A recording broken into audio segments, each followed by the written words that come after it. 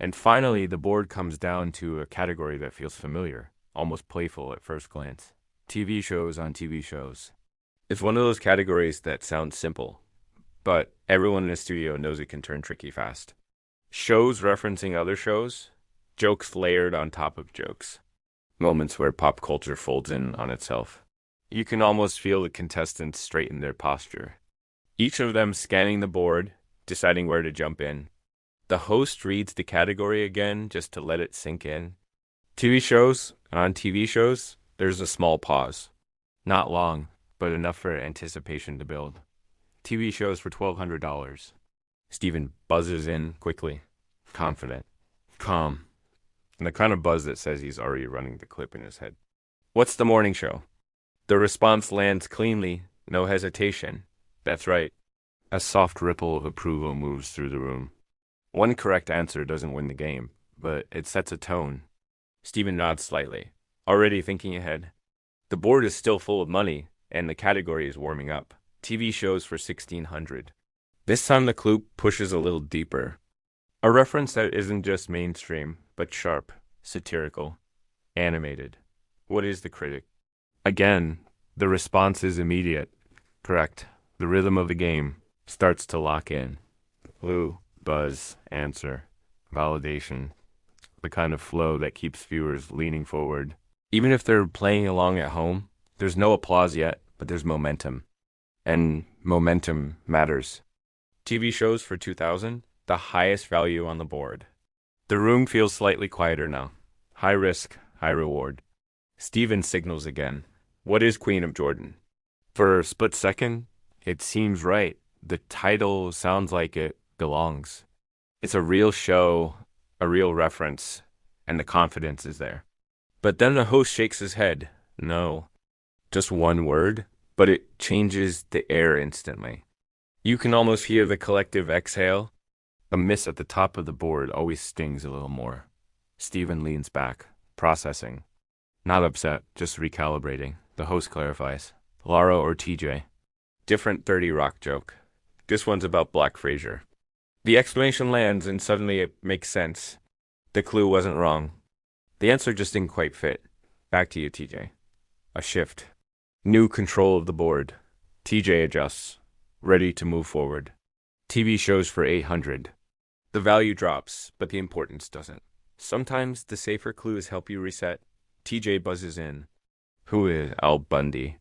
The answer comes out almost casually, like it's been sitting there the whole time, right? Another correct response. Another piece of the puzzle locked in place. The category is nearly done now, and everyone can feel it. And the last clue. TV shows on TV shows. Final moment, final reference. TJ doesn't hesitate. What is SpongeBob SquarePants? That is right. The board is clear. The category is complete. A neat little arc from confidence to misstep to recovery. Exactly the kind of sequence that makes this show work night after night. The host smiles. We're so glad you're here. And then, with the ease of someone who's done this countless times, stick around and click that subscribe button so you see all our latest videos. The game moves on, but that category lingers. A reminder of how layered television can be and how satisfying it is when all the pieces click together. Thanks for watching. Hey everyone, and welcome back to the channel. Today, we're redoing a deep dive into one of those quiz show categories that feels like it was made just for us TV lovers. You know the kind that's not just about obscure trivia, it's about shared memories. Let's break down why this particular category, all about TV shows within TV shows, was so perfectly constructed. The magic starts right away because everyone watching has probably seen at least one of these. As each clue is revealed, you get that little spark, that internal race against the contestants. Can you get it before they do? The first clue, the morning show, feels so current. It's a reminder that television is always evolving, always referencing itself, and it draws you right in. It's not just a question about a show. It's about recognizing how deeply TV is woven into our daily lives and conversations. Then the board pulls us back a few decades with The Critic, an animated, sharp, and slightly more niche answer. This is a clue that rewards the longtime viewers, those who have watched the medium change over the years. You can practically see the strategy unfolding. The contestant isn't just randomly guessing. He's carefully selecting clues that play to his strengths, methodically working his way up the board. And that's what makes the miss at the $2,000 mark so compelling. Queen of Jordan isn't a bad guess at all. In fact, it's a really clever one. It's just not the right one. And that highlights the razor-thin line this category walks. If you're one layer too shallow or one layer too deep with your reference, the whole thing slips away. It's a perfect example of how high-level play works. The host has clarification about 30 Rock, and the Black Frasier joke is the key that unlocks everything. Suddenly, the clue snaps into focus. It wasn't about the obvious show within a show. It was about a specific joke, a specific moment, and a specific context. That's what makes these categories both incredibly fun and brutally unforgiving. You have to know the lore inside and out. When another contestant jumps in with the $800 clue, it feels like a reset button. The answer is Al Bundy. A character so iconic, so deeply embedded in television history, that the answer almost feels automatic. It proves that sometimes the simplest and most direct reference is the most effective one. It's a moment of shared universal knowledge that brings everyone back into the game. By the time we get to the final clue on the board, we're back in the world of animation with SpongeBob SquarePants. It's bright, instantly recognizable, and a perfect bookend. SpongeBob itself has referenced countless other shows over its run, becoming part of the very cycle it's being quizzed on. It's a beautiful meta moment. The category ends not with nail-biting tension, but with a feeling of pure satisfaction. And that's a crucial part of the viewing experience. Not every moment in a quiz show needs to be high drama. Sometimes it's about the flow, the rhythm, and reminding us why we love playing along from our couches in the first place. It's about celebrating the culture we all share. The host's final words just reinforce that connection. There's a sense of gratitude and open invitation, and the promise of more to come. It makes you feel like you're part of a community. You're here, you're welcome, and the fun is just getting started. What did you think of this category? Did you get them all right? Let me know down in the comments. Thanks so much for watching. And if you enjoyed this breakdown, be sure to like and subscribe for more content. We'll see you in the next one. Have you ever noticed how some game show categories are just perfectly placed? Let's talk about a quiet bit of genius, putting a category like TV shows on TV shows near the end of a game. By this point in the show, everyone is in the zone. The contestants are warmed up, the audience is locked in, and we all get the rhythm of the game. It's the perfect time for a category that isn't about obscure facts, but about cultural awareness. It's a test of whether you can catch a show winking at another show. Take a look at how Steven handles it. His confidence right from the start sets the tone. You can see it in his posture, his timing. He's completely comfortable navigating these layers of pop culture references. Even when he gets one wrong, it doesn't shatter his composure. It just adds a little bit of drama, a little texture to his performance. Then you have TJ's recovery, which proves a fundamental truth about these games. You don't have to be perfect, you just have to stay in the game. That constant back and forth for control of the board, it creates its own little story, doesn't it? There are no long speeches or explanations, just pure action and reaction. And that's the real magic for us watching at home. We're not just passively watching people answer questions. We're witnessing decisions being made in real time. We see them assess the risk, we see their confidence being tested, and we feel the momentum shift with every single clue. Each clue becomes its own mini-story within the larger game. The $1,200 clue kicks things off, introducing the theme. The $1,600 one goes a little deeper. The $2,000 clue presents a real challenge. The $800 clue brings things back to a stable footing. And the final clue in the category provides a satisfying resolution. It's a complete narrative arc, all contained within 5 questions. Now that is just good television. This whole category is also a great reminder of how self-referential our media landscape has become. We have shows that talk about other shows. We have characters watching the same series that we do. That line between the viewer and the content itself gets blurrier every single year. So when a classic quiz show like this leans into that, it feels incredibly current and relevant. It feels fun. It's like the show is in on a joke with us, sharing in this collective cultural memory. It connects with us on a different level. That's why when you see these moments, you realize you're part of a bigger conversation about the media we all consume and love. It makes the experience so much richer. If you enjoy deep dives into the little details that make television great, you're in the right place. We break this stuff down all the time. Make sure you subscribe and hit that notification bell so you don't miss our next video. Thanks for watching. Have you ever noticed the secret sauce that makes a great game show work? It's not just about the flashy lights or the big prize money. It's about the rhythm, the flow, and the special kind of trust between the host, the contestants, and even us, the audience. I was watching a clip the other day, and it really struck me how much the host's delivery sets the entire tone. A contestant gives a wrong answer, and what happens? There's no dramatic pause, no look of disappointment. Just a simple, clean no. And then immediately the correction, the clarification. The game just keeps moving forward. This neutral tone is so important. It keeps the energy up and the stakes high, but it prevents the moment from feeling heavy or embarrassing. When a contestant misses a clue, they're not made to feel small. They can instantly recover, reset, and get ready for the next question. This allows the game to stay light and fun, even when the clues themselves are incredibly challenging. It's a masterclass in pacing and creating a supportive yet competitive environment. It's about respecting the game and respecting the players equally. And speaking of the clues, there's a real art to how they're written and presented. In one category, there was a clue that referenced a deep-cut joke from the show, 30 Rock. Now, 30 Rock is already a show that's famous for its rapid fire. Layered jokes, the kind you have to rewatch to catch them all. So, to have a clue that references a specific joke from within that already done show, presented inside another show. Well, it's almost meta. It's a joke within a game. It's brilliantly clever.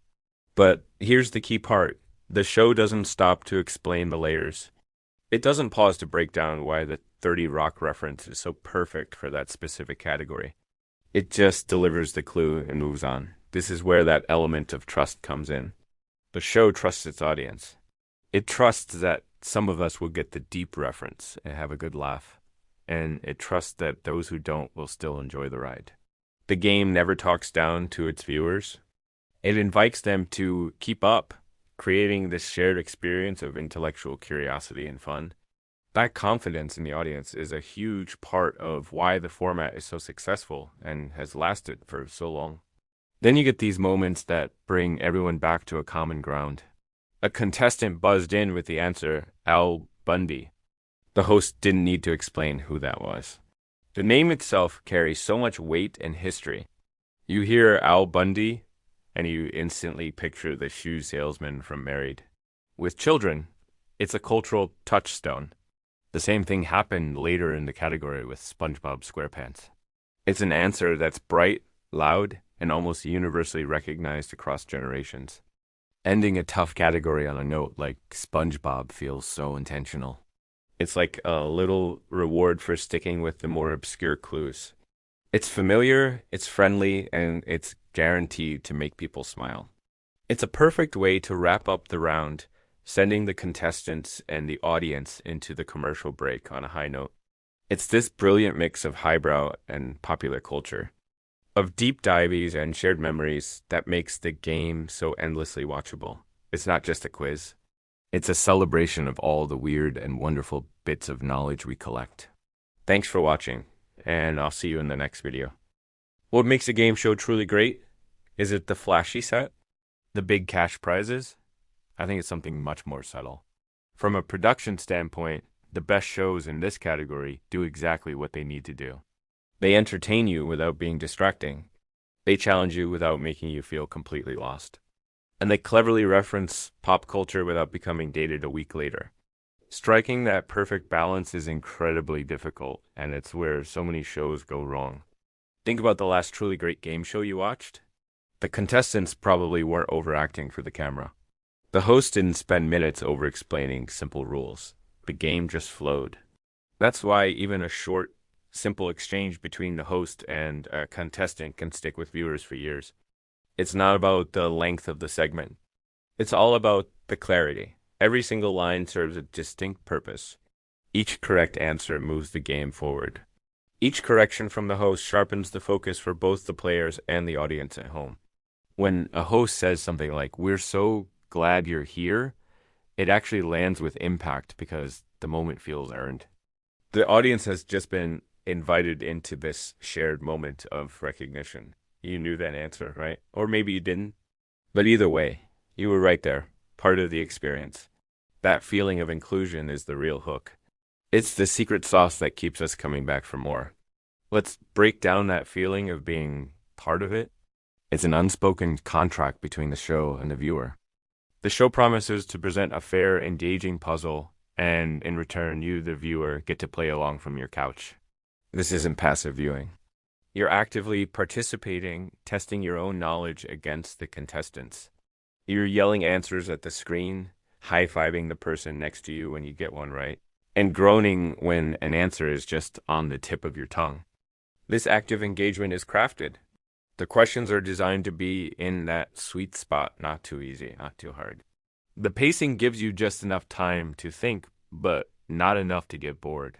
The visuals on screen, like the board filling up with answers, provide a constant sense of progress. It's a masterclass in viewer psychology. The showrunners know that the joy isn't just in watching someone else win. It's in feeling like you could have won, too. So, what about the host role in all of this? The best hosts are masters of efficiency and warmth. They are the conductors of the orchestra. They guide the game without dominating it. They know when to inject a bit of humor and when to let the tension build. Their job is to make the contestants look good and to make the audience feel smart. They are the bridge between the game itself and the viewer's experience. When a host makes a quick, witty comment or offers a gentle correction, it feels natural, not scripted. It reinforces the idea that this is a live, dynamic event, even if it's pre-recorded. That authenticity is key. We can spot a phony a mile away. But when a host is genuinely invested in the game and the players, we feel it. It makes the entire production more believable and more enjoyable. Ultimately, the magic of a great game show lies in its respect for the audience's intelligence.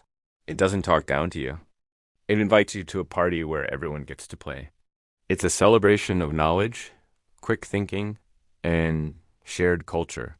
The next time you find yourself engrossed in a quiz show, pay attention to these little details. Notice the clean flow, the precise language, the way you feel included. You'll see that it's not just a game. It's a carefully constructed piece of art designed to connect with you. That connection is what turns a simple TV program into a lasting cultural touchstone. Thanks for watching and thinking about this with me. If you enjoy breaking down what makes great content tick, consider subscribing for more videos. See you in the next one. Ever wonder what makes a truly great game show moment? It's not just about the big money wins or the shocking losses. I mean, those are exciting, for sure.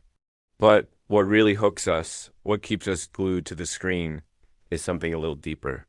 It's the art of the game itself, the subtle architecture that builds suspense and creates a satisfying story, sometimes in just a matter of minutes.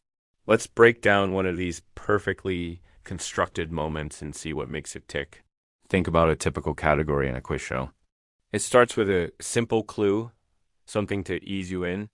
The first question is designed to be accessible, to get the ball rolling and build a little confidence for both the players and for us watching at home.